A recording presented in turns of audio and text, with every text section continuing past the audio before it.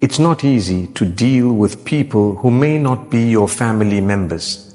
But as we grow older and we get married or our children get married, we have family members who come in who are new members to the family.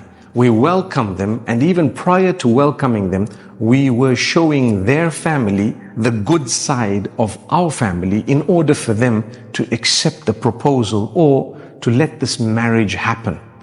And that good side, unfortunately, after the marriage is forgotten, because the term in-laws comes in many cultures with a negative stigma, which is unfair. These are good people, but we've come in with a preconceived idea that these people don't like me, they are there to destroy me maybe, or they're there to make my life difficult, and that's not the case. So today we want to talk of some of the difficulties and how to deal with them. Number one, let's lower our expectations of one another. When there is something to be done, let's try and do it ourselves. Try not to change things too suddenly within the home just because a daughter-in-law came in or a little in-law came in, be it a son-in-law or whoever it may be. What we need to realize is welcome these people, welcome whoever they are, talk to them, understand that, this is the way it's going to be. Many people don't want to live with an extended family primarily because expectation is too high. That's the main reason that people don't want to live with extended family. I don't mind doing things, but it doesn't have to be at your timing and exactly your way of doing things. People were brought up differently. Just like your son was brought up differently, your daughter-in-law is also brought up slightly differently, and sometimes a little bit more, especially when cultures begin to change and we have a cross-cultural marriage. So to take this into consideration is very important. If we really love our children and we really would like goodness for them, then we should help them to the best of our abilities. The same applies to a daughter-in-law or a son-in-law. Let's never say negative things about our in-laws, even if we're going through a phase initially of the teething issues that require lots of navigation, lots of patience. Let's never say negative things, because when we speak to others and tell them negative things about our in-laws, what would happen? It would remain, and it would become a rumor, and it would become an idea in the hearts and minds of those whom we spoke to, and they may have spread it to a larger circle that these people are bad. And that would be a terrible seed to sow. When it grows something, it's going to be a cactus, a very difficult plant to navigate. Remember to start with dua, pray to Allah, supplicate to Allah, connect with Allah, ask Allah to soften the hearts, ask Allah to grant love and goodness between you and your extended family members, your in-laws, whoever else it may be. Ask Allah to grant goodness. Many of us don't have Allah in the equation. We've never asked Allah, oh Allah, soften her heart or his heart or their hearts. Oh Allah, bring us together and help us. When we make a dua, with the dua, we should be working towards achieving what we asked Allah for. That's something many people don't know. When you ask Allah for something, you need to work towards achieving what you are asking Allah that you want. Because Allah has given you capacity, energy, Allah has given you ability to a great degree. And the giver is ultimately Allah. So ask Allah. Then work on the goodness. There is no room for laziness when it comes to marriage. You're married, you're a husband, you're a wife. Don't be lazy. Get up, do whatever you have to, and inshallah, in this way, your sacrifice will be rewarded by goodness, people appreciating you in a much bigger way. Those who laze around and are very, very easygoing, don't want to be told anything, are the ones who find it difficult navigating through relationships. I'm not saying one is right and one is wrong, but definitely each one comes at a price.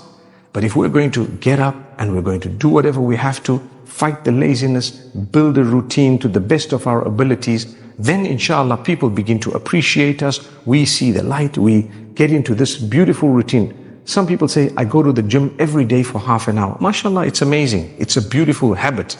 I would encourage it, inshallah, by the will of Allah subhanahu wa ta'ala. But that having been said, well, sometimes we sleep for the rest of the day. Then what happens? People start spreading rumor that this person's lazy, this person sleeps all day, and that's not true. So I've already addressed the issue of not saying negative things. If there is something, you could suggest, you could present an opinion, you could advise, but don't impose. That's one very important factor. When it comes to the relationship between husband and wife, inshallah, we'll speak about that in another episode. But today we want to address the issue of the in-laws. Like I said, start off with prayer, lower your expectations, supplicate to Allah subhanahu wa ta'ala, fight off laziness, try to have a good understanding and perception, especially those who are the mothers-in-law, those whom someone has come into their home. We need to make sure we have a big heart. We need to make sure we are understanding and easygoing. If you're not easygoing, you will not be liked. People won't want to communicate with you. They won't want to talk to you. They won't want to come to you. They will want to live totally separate. The reason is we're so difficult. We're so tough. Our expectations are so high. We say so many bad and nasty things about this particular child to others. And this is why we address those who are mothers-in-law, because they're older and they're more set in their ways and habits. And they do have an expectation to a degree. May Allah Almighty make it easy. But that doesn't make them bad. We just need to know how to navigate through the different generations. Each generation has its uniqueness. It comes with the roles being fulfilled in a unique way. There was a time perhaps where our fathers and grandfathers had a system that worked for them. They fulfilled each other's rights, and beyond the rights, they fulfilled roles in their own unique way. Nowadays, you have a working class wife, for example, which is not necessarily a bad thing, but at the same time, you're going to have to navigate through the challenges of the relationships based on the uniqueness of what is going on. And that's not easy. So what do you expect from this new generation?